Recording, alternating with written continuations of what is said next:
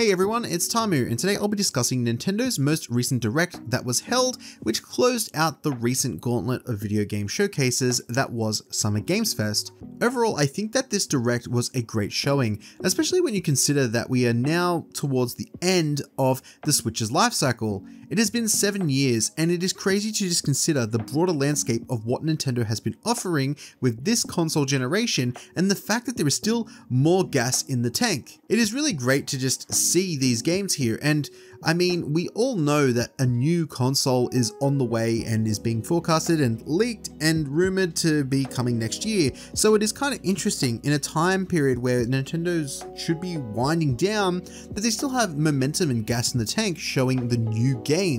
But enough of my rambling. This showcase was fantastic, and I want to get into the announcements that I think really made this Direct just, like a great showing. So without further ado, let's get into it. Here are the announcement highlights for the Nintendo Direct. First and foremost, kicking off the show, we had Mario and Luigi Brothership. This is the first major announcement, and it seems to be bringing the magic of the 3DS counterparts and bring it to a home console, and I'm all for that. Seeing as this is a spin-off series, and I love many of the Mario spin-off series here, it'll be good to get my hands on this one because I've never really played any of those games. I've saw many of them on the DS and 3DS, but haven't really had the chance to get around to playing them. So this will be a good one to pick up, and it's coming later this year. I've always appreciated the amount of variety that these Mario spin-offs offer, and the visual art style is one that really does speak to me and I really do like. So yeah, that one is on the list, and that was a great way to kick off this show. Next up, we got a HD version of Donkey Kong Country Returns, which is slated for an early January release in 2025, and it is a HD remaster of the Donkey Kong Adventure that released in the Wii, and includes levels from the 3DS remake of that game that would follow. It looks to be the definitive way to experience this package if you have yet to play this game, and it looks to be like a hole-in-one for those who've got both games on either the Wii or the 3DS. So next up is a game that really did interest me. This game is a game from Hironobu Sakaguchi, the father of the Final Fantasy series, and his new adventure is called Fantasian Neo Dimension. This released back in 2021 on the Apple Arcade and is now making its way to the Switch and all other platforms as well. The game will feature music from the legendary composer Nobuo Uematsu and is a turn-based adventure bustling with an interesting environment that is actually real-life dioramas that have been handcrafted by Japanese artists and scanned into the game. I'm really interested to give this one a try and see how the mind behind the creation of Final Fantasy and its legendary composer and the studio of Mistwalker that has been branched off since the early 2000s, this latest adventure from them. I mean, they've made many interesting games over the years, from like Lost Odyssey and things of that nature. I would like to see where they're going with this new style of game. And the art style and music is something that I think will really grab me. So yeah, if you're looking for something different in the whole JRPG department, this might be one worth checking out. So the next game that I have on this list is Mio Memories in Orbit. This one really stood out to me for two separate reasons. The first one was the music. It had this really nice sound to it. It really felt like something out of a game like Nier with that type of sound, and it was kind of different. It had its own unique blend, but it kind of really just stood out to me, and it had this really nice aesthetic and sound to it that really matched what the second thing that stood out to me was the visuals. It had this really nice art style, and this game is a gorgeous game, and it's looking to be a Metroidvania where you make your way through an enormous ship as an android known as Mio, and yeah, like the game just speaks for itself in terms of what you'll be doing, and I'm keen to see more about it. But this one is available on the Switch, but you can also wishlist it on Steam from what I saw, and yeah, I'm gonna keep track on this one and see more about it as it comes out, but definitely really caught my attention. It looks to just be a charming Metroidvania with a gorgeous art style and soundtrack to match. The next game was one of the big highlights for me, and that was the remake for Dragon Quest III, which was finally revealed and looks absolutely beautiful. And on top of that, it was also revealed to have HD 2D remakes for both Dragon Quest I and II, which are on the way next year. These rumors have been in the works for the longest time, and now Dragon Quest fans will be eating good with these 3 games heading to the Switch next year. I'm excited to check this out, and one reason why this is a big highlight for me is because Dragon Quest is a series that, whilst I've dabbled with it, I haven't really gotten into it as much as I'd like. So getting these remakes of the original games, I feel like is a great entry point, because I've played my share of 11 and I'm still making my way through it, but yeah, I really do want to get more into the Dragon Quest games, and I feel like for many of us out there who are yet to experience much of the greatness that I've been told is in these games, it's a great way to get into it, and the HD 2D style really does feel like it suits those older JRPG experiences, and more importantly, Dragon Quest. So yeah, this seems like a no-brainer and a big highlight for this showcase. Next up, fighting fans, you are in for a treat, because Capcom has announced a collection for the beloved Marvel vs. Capcom series, including new features, accessibility options, and characters that were either previously not playable or were relegated to a particular version of the game. So this has Marvel vs. Capcom 1, 2, Marvel vs. Street Fighter, and many of the other games, and it looks to be a great experience here and a great offering.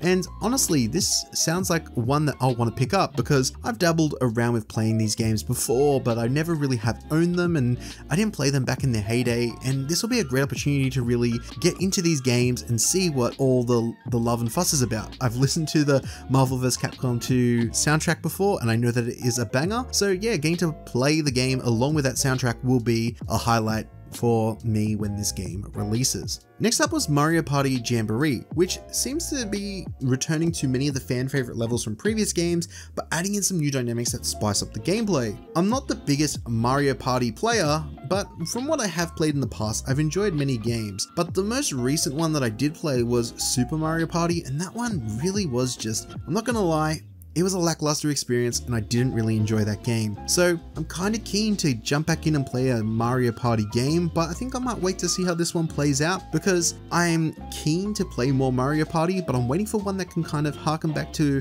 what some of those older Mario Party experiences were like, with the fun and the chaos and a lot more mini games. But this one is said to have over 110 mini games, so I'm sure that we won't run out of content anytime soon, and might be worth checking out if you were someone like me and was a bit disappointed by the Super Mario Party. But there's also Mario Superstars, which I heard was also pretty decent as well. So yeah. Next up, we had what was probably the biggest highlight for me personally in this show, and that was the new Zelda game. However, what I think stood out to me with this game was how it isn't like any other one, really. First and foremost, you won't be playing as Link in this adventure, but you'll actually be playing as Zelda. Yes, the Mad Lads have actually done it, and it's a pretty clever take and mechanic that is tied to playing as Hyrule's beloved princess as well. Like, the way that you play as Zelda allows you to create these things called echoes. What these echoes are a replication of many of the various objects that you've seen in the open world. So once you've seen one, you can kind of take a snapshot and call that object whenever you please. And it's a really cool and clever way, because it blends really well into both the exploration of Hyrule as Zelda, but also it marries really well with the problem and puzzle solving of a Zelda game too. And I think it's a clever new spin and take on many of the foundations of what I think makes a Zelda game fun, where it's the puzzle solving and exploration elements, and really does like map that onto playing as Zelda in a way that's very different to how you would play as Link. I'm very interested to check this game out, and it's definitely looking like one of the big games for later in this year that I'm looking forward to, not gonna lie. The big game to close out this showcase was the long-awaited Metroid Prime 4, now labeled as Metroid Prime 4 Beyond. This reveal showed us multiple snippets of gameplay and also closed out with a 2025 release window. Overall, this is looking really good and continues to surprise me in regards to how Nintendo is able to squeeze as much power as possible out of the Nintendo Switch. But it leads me to wonder if this will be a day one game for the new Nintendo console when we see it next year. And also on top of that, will it be backwards compatible with the Switch? And are we seeing the Switch version of the game for a game that will be on the new console? And how will that look? And I'm wondering, is there enhancements there, or what's the deal? Because I'm thinking this would be an interesting title for a day one new console and release game for a new console. But that's just me making a bunch of speculations. Only time will tell. But overall, this is a great showcase of games, and it is doubly true when you consider the position the Nintendo Switch is in as a console. It is winding down, and most developers over at Nintendo are probably moving over to or working on the new technology for the new console. It is crazy to see such interesting releases still coming out, and it makes me interested to really see where Nintendo take the console in future, and just how much of a focus is placed on backwards compatibility and the continued cadence of popular titles to come in the near future. But that's just my opinion, and I'm curious to hear how everyone feels about this conference. Overall, I've been seeing a lot of positive sentiments around this Direct, and I mean, given the circumstances of the Nintendo Switch, I can totally understand and I agree. But I'm happy to hear and keen to hear what you think about this Direct. And as always, thank you for watching, and yeah, leave a comment down below with how you feel, and have a good one.